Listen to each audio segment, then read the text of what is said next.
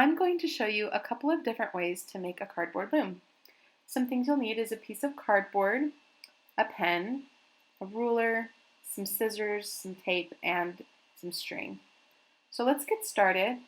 We'll take our piece of cardboard and our pen. We're going to measure some marks down here with our ruler, and you can measure with 1/2 inch, 1/4 inch, you could use centimeters.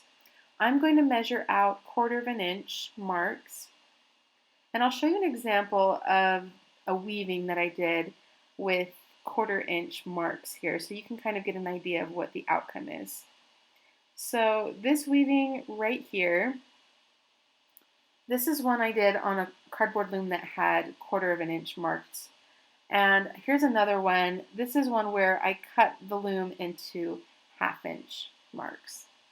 So you can see the difference there. I'm going to go ahead and finish marking these, and I'll mark the other side as well.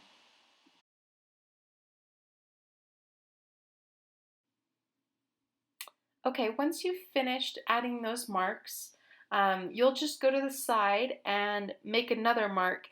I'm going to do about 1/4 inch, and this is just a line that will help me know how far in to cut. So I'll take some scissors. You can use normal scissors. Here I have a pair of shop scissors. These are great for cutting lots of cardboard. It cuts through cardboard really easily, but obviously you can use any scissors just fine. So I'm going to go ahead and cut in on each of these lines, stopping at the mark that I made.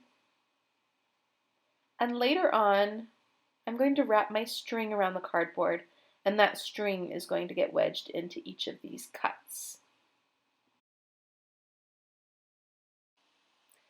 Okay, now that I've finished cutting all those marks, my cardboard loom is complete and I'm ready to start wrapping some strings around. These strings are what we call the warp threads. They go in this direction, and this is what is going to hold the weaving together. So I'm going to use some normal string.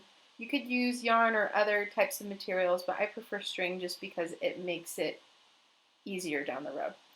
So I'll go ahead and tuck the string into this first notch, and I'll leave a tail behind. And this tail I'm going to end up taping down. That way it doesn't wiggle around.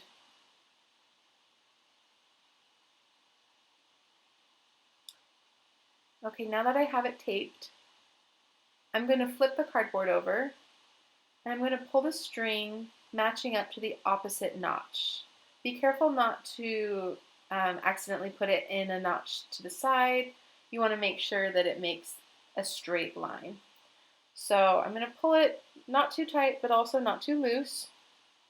And I'll wrap it around to the other end again, making sure I go to the next notch. And I'll continue this process until I've wrapped it around and pull the string through every cut.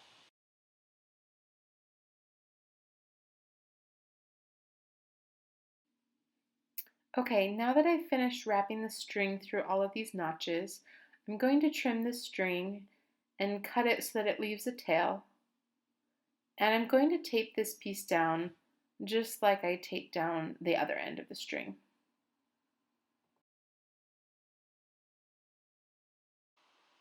Okay, my cardboard loom is complete and I'm ready to weave. If you'd like to go to the next video, I'll show you how to get started with weaving.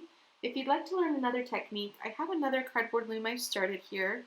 You'll notice these notches are spaced farther apart, and the reason I've done that is just because I wanted some variety. You really could do anything. But I want to show you more importantly how to glue down some strips of cardboard. I'm going to glue one at the bottom and at the top.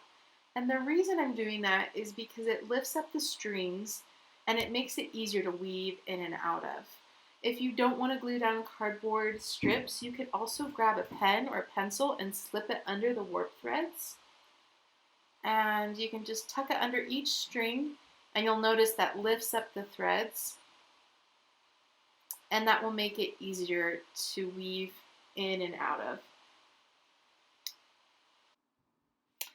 Okay, now I'm going to grab my hot glue gun. I'm just going to put a little bit of glue down here so I can secure each piece of cardboard. Okay, now that those pieces are glued down, my loom is ready and I'm ready to wrap my warp strings. So I'm going to show you a different technique. It's pretty similar, but instead of just using one color thread, I'm going to use two different colors. So I have a yellow string here, and this is just baker's twine that I found at the Dollar Tree. You could use any string really. But the reason I'm using two different colors of string is because it's easier to keep track of when you should be going under and over. So here on a normal loom, it's a little bit tricky if you're a beginner or if you're a young child, remembering when to go under and when to go over. It all just kind of blends into the same. It's definitely doable, but if you want some guidelines, this can be helpful. So I'm going to turn this over and I'll take my yellow string, and just like I did with the other loom, I'm going to tuck this string in that first notch. I'll leave a tail behind and I'll tape it down so it doesn't wiggle around. So get this tape here. Okay, so I'll flip it over and I'll wrap that string in a straight line, tuck it into the opposite notch so that it's nice and straight. And then instead of going to the next one, I'm actually going to skip one. So I'm going to go to that next one, wrap a straight line, flip it over, and then I'm going to skip a notch, not that one, but the next one, and I'm going to continue the process. Okay, once I'm finished with the yellow string, I'll tape it down just like I did the other one. Make sure it's secure. And once that's done, I'm going to grab my other color string. So I've got my blue twine here. And I'm going to do the same thing, but I'm just going to put it in the opposite notches. So you'll have yellow, blue, yellow, blue, yellow, blue. So I'll take this down and I'll continue the same process. Okay, now that all of my warp threads are secured, my loom is complete, and you'll notice there's a nice lift here that'll make it easier to thread my strings in and out. Watch my next video and I will show you how to get started with your weaving.